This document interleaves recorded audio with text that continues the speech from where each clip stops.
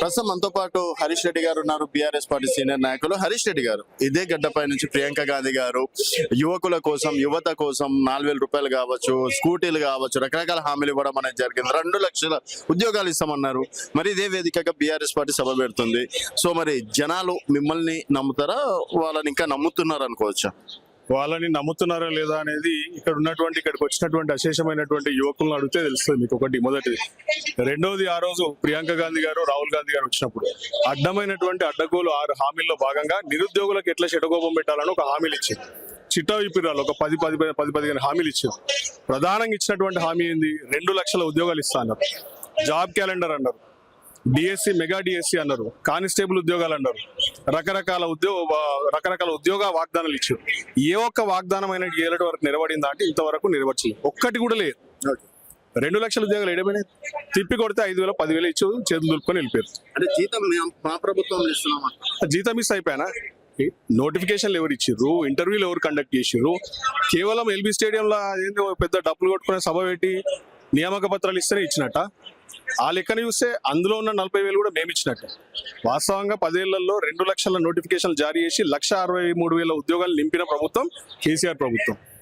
ఈ సన్నాసి ప్రభుత్వం చేసేది ఏం లేదు, పెట్టేది ఏం లేదు. అంత డబ్బు మొత్తం విచ్చలబడిగా పైకి కేంద్రానికి తరలించుకోవడం వాళ్ళ అధిష్టానానికి, అంతే తప్ప నిరుద్యోగులకు మాత్రం చేసింది ఏం లేదు, పెట్టింది ఏం లేదు. ఇలా నిరుద్యోగులు అందరూ కూడా కట్టలు తెంచుకున్నటువంటి ఆగ్రహంతో ఇలా దొరికితే కొట్టేట్టున్నారు ఇలా వీళ్ళని.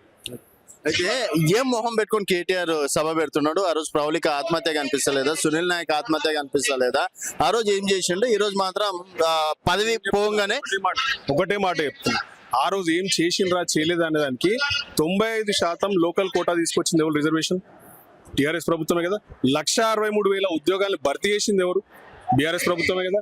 1,63,000 అంటే దాదాపు ఏడాదికి 11-12,000 ఉద్యోగాలు ఎవరు ఇచ్చిర్రు? మళ్ళీ ఇలా 2.5 ఏళ్ళ నువ్వు ఎందుకో గడిబిక్తున్నావు. ఇలా ఏం చేస్తున్నావు నువ్వు? టైం ఏం టైం? ఇంకా మంటల టైం. ఇంకా నాకు అర్థమవుతుంది. 2.5 ఏళ్ళు నీకు కూలింగ్ పీరియడ్ కావాలా? అంతకంటే ఎక్కువ కావాలా నీకు?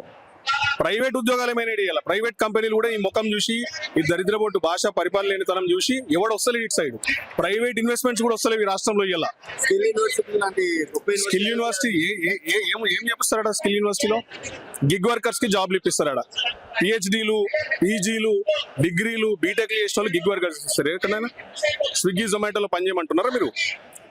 ఇంత దారుణమైనటువంటి వ్యవస్థ ఇలా తెలంగాణ రాష్ట్రంలో కనబడతా ఉంది. అందుకే నిరుద్యోగులందరూ కూడా ఇలా వేలాది మంది ఇక్కడికి వచ్చారు వాళ్ళ సంఘీభావం తెలపడానికి.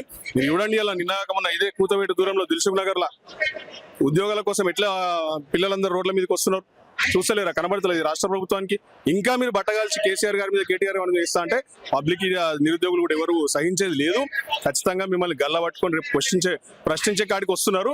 తస్మాత్ జాగ్రత్త. ఇదే వేదిక ద్వారా ఏం చెప్పాలనుకుంటారు? ఒకటే చెప్తున్నాం, బరాబర్ నిరుద్యోగులందరూ కూడా వాళ్ళు అడిగినటువంటి ఉద్యోగాలు ఇలా 20,000 ఉద్యోగాలు నువ్వు కానిస్టేబుల్ ఉద్యోగాలు వేయాలి. నువ్వు ఏమేస్తున్నావు? 5,000 ఉద్యోగాలు ఇస్తున్నావు అంటే 25% ఇస్తున్నావు.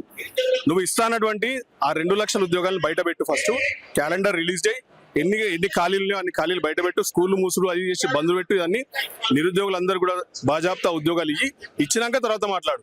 అంతే తప్ప ముందే కేటీఆర్ గారి మీద, కేసీఆర్ మీద బట్టగాల్చి మీద చేస్తే ఏమొస్తాయి బాబు? నాకు అర్థం కాదు.